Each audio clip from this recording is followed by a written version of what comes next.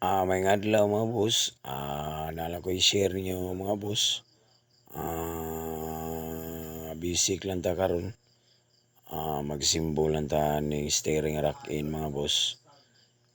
Mao na itong ipabusingan sa machine shop mga boss. Steering rack in mga boss, inana na siya mga boss, kalog na ba. So mao ning naka-decide ang atong pabusingan mao ni ang steering rack in mga boss. Tanawa lang yung mga boss, panoorin lang niyo. Huwag niyo munang i-skip mga boss. Kasi baka meron kayong ganitong problema, so pwede na kayo ang mag-ayos mga boss. Pag meron kayong ganitong problema mga boss, ganyan lang pag asimbol ng steering rack in mga boss, lagyan ng grasa. Ngayon mga boss, yan, yun ang kanyang steering pinion mga boss. So, linagyan din natin ng grasa.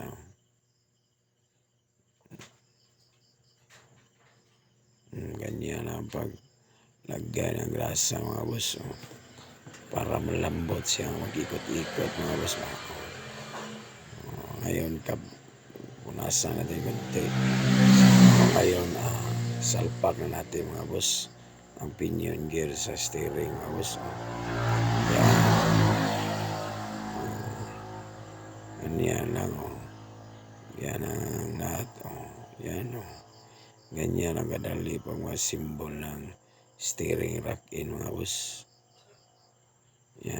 Pakipalo naman sa aking YouTube mga boss, pakilike and share naman. At saka maraming salamat din sa pagpanood mga boss.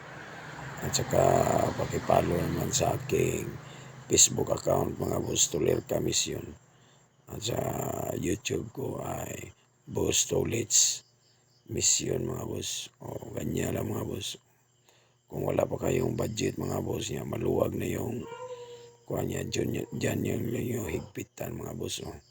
Higpitan ko, ayos na.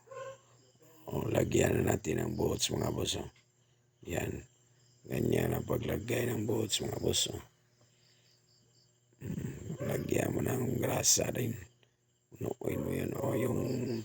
Yung lock washer niya. Lang mga boss. Ganyan lang kadali pag magsimbol ng steering rack in mga boss. Ang unit pala natin mga boss ay isa ito Suzuki Multicab mga boss. Yan, ganyan lang mga boss.